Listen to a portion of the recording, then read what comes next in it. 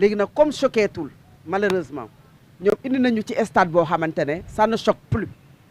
léegi nag nañu fexe ba wut solution moom moo ci des et loolu xëy na moom ngay dul rek tàyyi moom doo ci tàyyi moom fexe ba wut solution fexe ba wax ci ak nit ñi moom yow doo ci tàyyi ci kenn ku ci nekk ci société bi ci li nga ci mën nga def ko ci mais enquête bi surtout Mansour parce que aujourd'hui quand on parle d'un médecin bu nekk centre national de transfusion sanguine waaw feebar bi fu muy jaar ci deret ci deret kenn koo xamante ne daf ko amee fu muy liggéeyee centre national de transfusion sanguine pour ne pas faire quand même une stigmatisation wala pour fixation pour foofu mais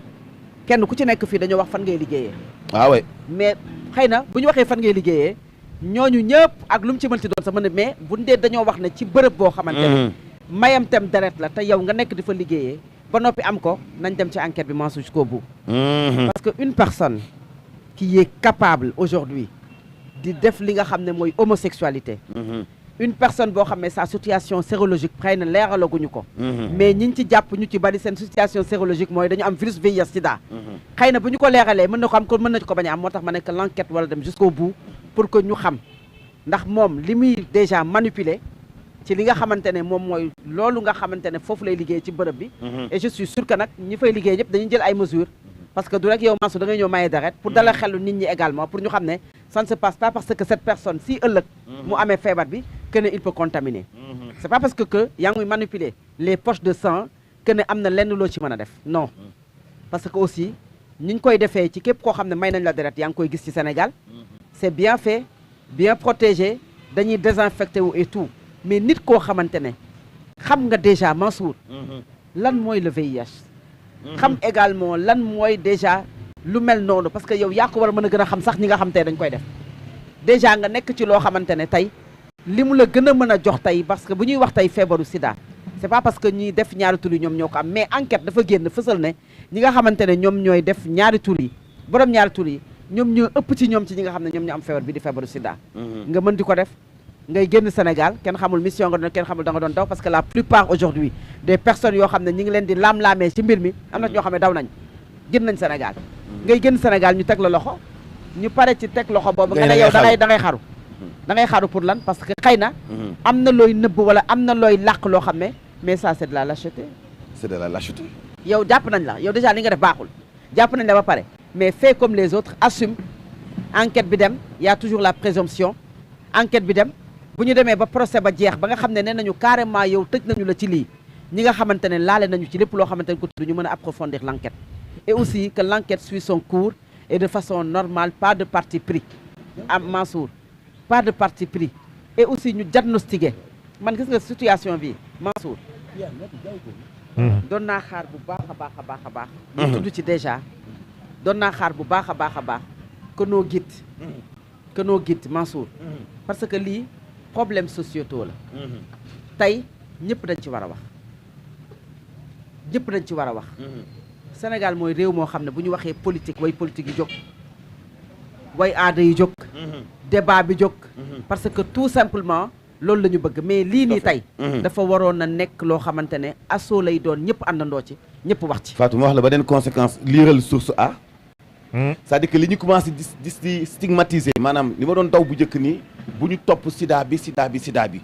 ba fàtte lu bon li muy acte contre nature bi foofu la mbon bi nekk c'est ça te loolu la ñu bëgg nëbb suñu ay bët wan ñu sida bi tey ñi am wopp sida ca Sénégal oriental ñoom ñu ngi commencé sentir ni ñi def seeni ay actes yu bon au lieu ñu révéler lu bon li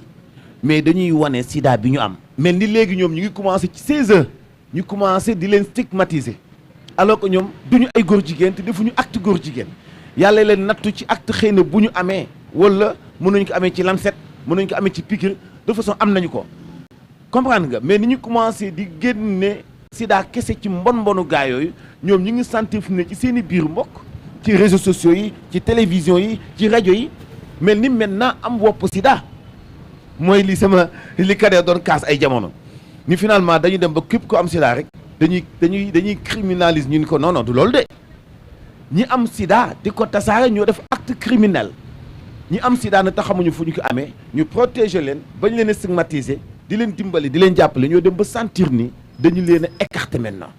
te loolu yëpp ay conséquences la yu jóge ci góor jigéen yu bon yi seen jëf ju bon ji c'est-à-dire que xam nga dafa am maanaam réew à chaque fois faaw nga gis ñoo xamante ne maanaam lu mbon sori ñoom dañ koy jéem a baaxal wala xola il faut ñu wane ne ñoom dañuy couper la poire en deux loolu ci nafiq la bokk dëgg la ci ñiñ ko sañ a wax on peut pas dire que ne man feebar bii nga xam te ne moom mooy feebar bi moom moo graaw waaye nekk borom ñaar tur yi choix la c'est un choix qui n'est pas accepté au Sénégal du choix mbon la on ne l'accepte pas on ne tolère pas ce choix et puis ay daan la ñu jël ba jël luwaa teg ko ci beneen bi yow mi di ko wax soit jullit nga wala ngay chrétien comme ci mënti doon parce que loolu moo fi am ci Sénégal ñaari religion yooyu ñi ko ci wax ñi ci ba ëpp ay jullit lañ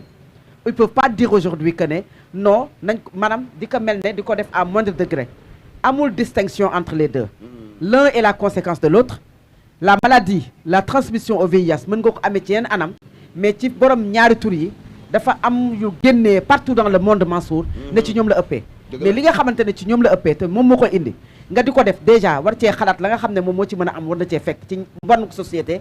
ci diine nanguwoo ko moral nanguwu ko ba pare mu nekk un problème de santé publique boo xam te da koy indi mais il faut le dénoncer avec la dernière énergie te bu ñu ragal Mansour bu ñu ragal yàlla kese moo fi nekk parfois même ñu ne ah moytu leen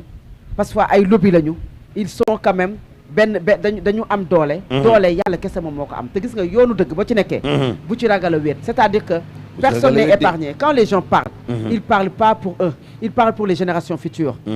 kenn xamul kenn jamono ji te kenn wóoluwul kenn ça peut être n'importe où c'est pas parce que yow da ngay wax ne yow non comme donneur de leçon mais da ngay parce que ça peut être n'importe où et comme ça peut être n'importe où Mansour da ngay fàggandiku ngir yow say rak say doom ëllëg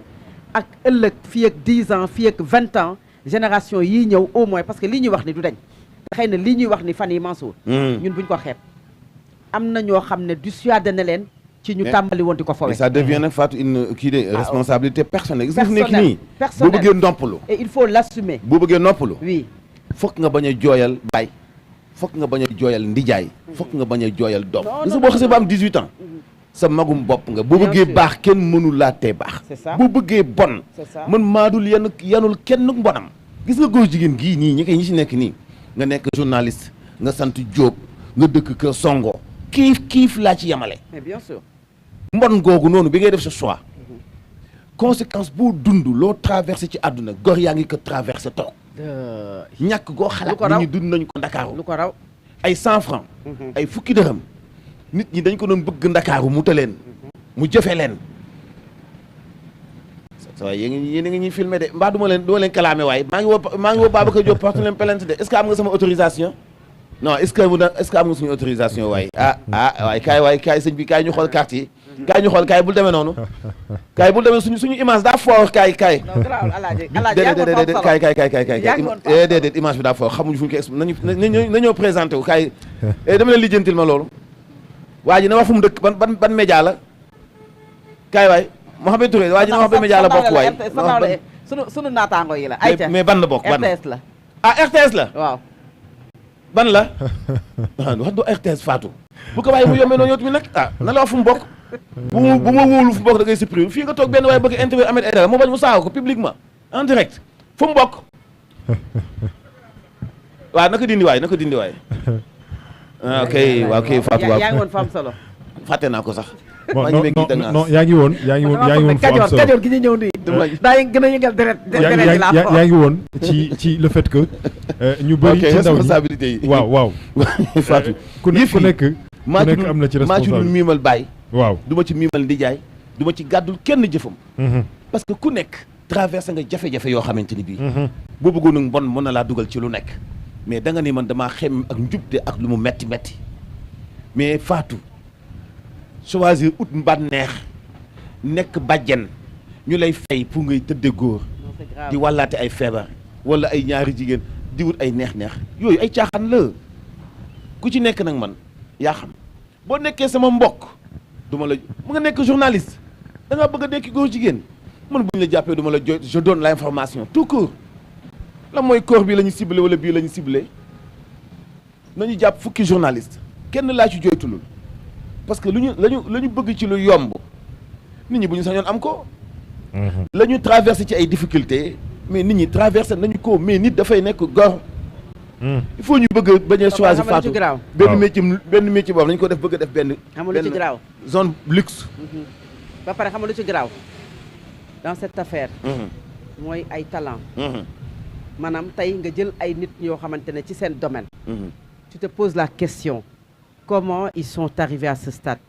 et pourtant ils avaient tout pour réussir. xam nga avoir tout pour réussir mooy être jeune être bien portant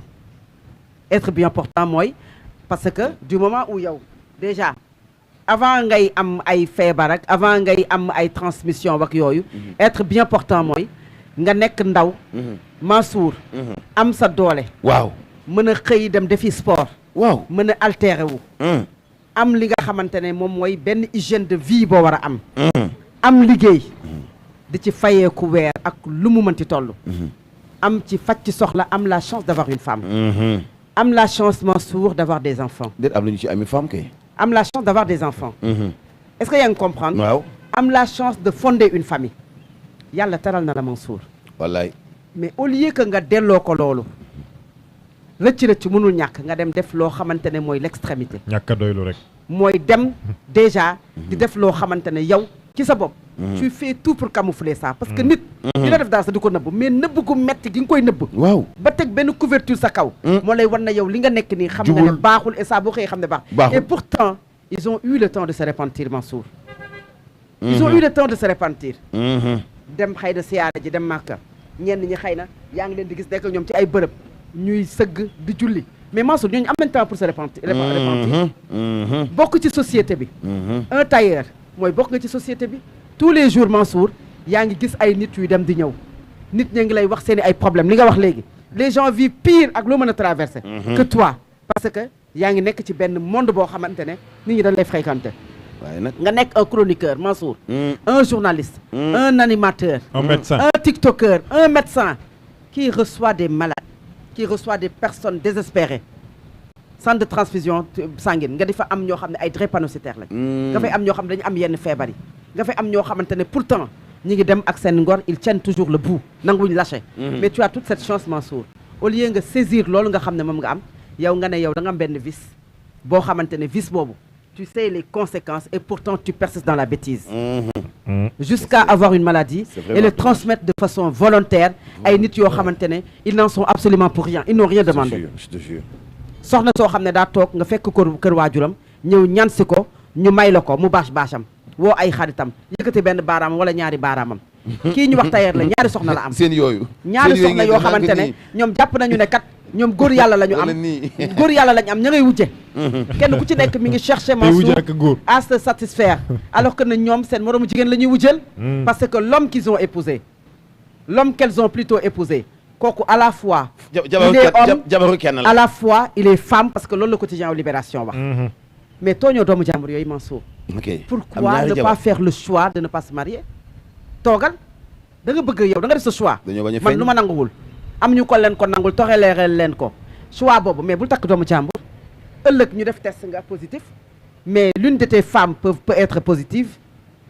sans pour autant mu xam ko je répète tout le temps ici qu'on n'a pas la culture d'aller à l'hôpital de se dépister xam lan moo nu dal déjà nga tooñ doomu jàmbur boobu beneen bi di tax ma ne ñu bokkoon ci société bi ñu am chance gâchis yàq boo xamante ne aujourd'hui ñooñu def nañu ko mooy dugg ci loo xamante ne tey tu traînes avec une maladie wàllu ko ay nit beneen bi mooy comment revenir dans la société Mansour am na ci ñoo xamante ne peine bi ngay am ak naqar bi ngay am dans cette affaire mooy yow bu fekkee ne xamoon nga leen naka la ñuy ñëwaatee ci biir société bi loolu moo lay metti non seulement ñaawteef yi nga xam ne am na ci seen defalin mais ñoom également yenn saa yi boo fàttalikoo sax da nga ñoom naka la ñuy ñëwaatee ëllëg ci société bi alors qu'ils avaient le temps xëy na ñu mënoon a fexe ba bokk ci parce que la société sénégalaise leur a tout donné man li ma jaaxal Fatou société sénégalaise jox la lépp moom mooy ngay wax ñu lay déglu ñu bëgg la ñu yëkkati seen alal di la ko jox ñu am ci yow cofeel ñu am ci yow mbégte nga am nekk benn tailleur boo xam te ne da nga siiw comme kii nga xam ne moom la ñu jàpp nga xamante ne fi mu nekkoon dafa siiw mais kooku Mansour société bi jox na lépp et malheureusement delloowoo loolu société bi nga xamante ne moom moo la ko jox et puis nga dugg ci loo xamante ne déjà muy nga di ko def te jaarul ci yoon nga am ci feebar nga wàllate ko et foofu laay terminer peut-être à la mine pour encourager la gendarmerie encore une fois Mansour li wax dëgg la ku ci amoon mbokk sax da nga war a encourager la gendarmerie ku ci amoon xarit da nga war a encourager la gendarmerie